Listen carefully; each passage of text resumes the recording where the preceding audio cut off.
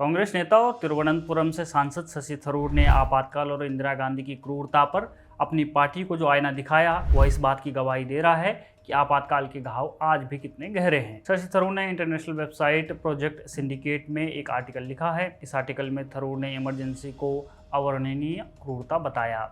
उन्होंने संजय गांधी के नसबंदी अभियान की आलोचना की, शहरी इलाकों में लोगों को बेघर करने की बात की। शशि थरूर ने अपने आर्टिकल में बताया है कि इंदिरा गांधी के सत्तावादी नजरिए ने सार्वजनिक जीवन को डर और दमन की स्थिति में झोंक दिया। उन्होंने यह भी लिखा कि आपातकाल ने यह दिखाया था कि कैसे आज़ादी को धीरे धीरे भले बुरे लगने वाले उद्देश्य के नाम पर छीना जाता है। आपातकाल के दौरान इंदिरा घाटी सभ्यता के कुछ कवि संपादक यह लिख रहे थे कि आपातकाल स्थिति एक हद तक राष्ट्र के लिए वरदान साबित हुई। वो लिखते थे कि देश की माटी प्यारी जिनको उनको इसका गर्व, यह अनुशासन पर्व।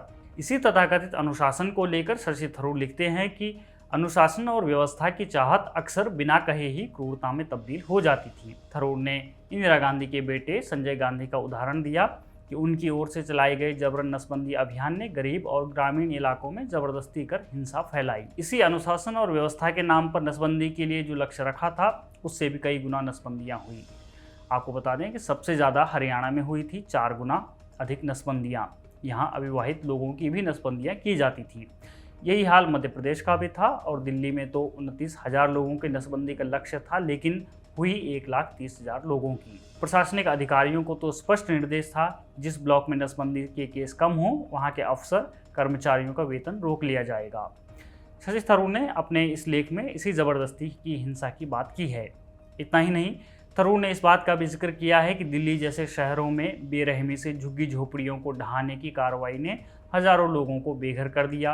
उनके वेलफेयर की कोई चिंता नहीं की गई। थरूर का कहना है कि आपातकाल ने इस बात का उदाहरण पेश किया कि लोकतांत्रिक संस्थाएं कितनी कमज़ोर हो सकती हैं, और ऐसे देश में भी जहां वे मजबूत दिखती हैं।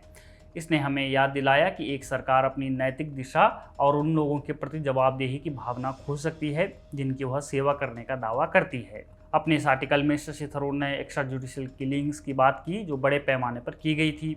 थरूर ने बताया कि किस तरह अहम लोकतांत्रिक स्तंभों को खामोश कर दिया गया और हिरासत में यातनाएं दी गई। थरूर के अनुसार आपातकाल में न्यायपालिका भी भारी दबाव के आगे झुक गई। सुप्रीम कोर्ट ने नागरिकों की स्वतंत्रता के अधिकार को निलंबित कर दिया। पत्रकार, कार्यकर्ता और विपक्षी नेता सलाखों के पीछे पाए गए। बड़े स्तर पर संवैधानिक उल्लंघनों ने मानवाधिकारों के हनन की एक भयावह सीरीज को जन्म दिया। शशि थरूर ने आपातकाल से 3 सबक लेने की बात कही है। पहला, सूचना की स्वतंत्रता और स्वतंत्र प्रेस बहुत अहम है। दूसरा, लोकतंत्र स्वतंत्र न्यायपालिका पर निर्भर करता है। और तीसरा, बहुमत समर्थित एक अहंकारी कार्यपालिका लोकतंत्र के लिए गंभीर खतरा पैदा कर सकती है, खासतौर पर तब जब वह कार्यपालिका अपनी अचूकता के लिए पूरी तरह से आश्वस्त हो और लोकतांत्रिक प्रणालियों के लिए जरूरी चेक एंड बैलेंस के प्रति अधीर हो। जाते जाते एक जरूरी बात, शशि थरूर ने आज के भारत को लेकर लिखा है कि आज का भारत ज़्यादा मजबूत है। यह 1975 का भारत नहीं है। आज हम ज़्यादा आत्मविश्वासी, ज़्यादा समृद्ध और कई मायनों में ज़्यादा मजबूत लोकतंत्र हैं। बहरहाल, यह पहली बार नहीं है जब शशि थरूर पार्टी लाइन से हटकर बात कर रहे हों। ऑपरेशन सिंदूर के बाद जब केंद्र सरकार ने अंतर्राष्ट्रीय मंचों पर भारत का पक्ष रखने के लिए ऑल पार्टी डेलीगेशन भेजे तो थरूर ने एक डेलीगेशन लीड किया। कांग्रेस पार्टी इससे खुश नहीं थी, लेकिन थरूर ने द हिंदू में लिखा कि ये कदम भारत की एकजुटता दिखाता है। अब थरूर के इस लेख से कांग्रेस के भीतर खलबली मच गई है। केरल कांग्रेस में वैसे भी तनाव का माहौल है।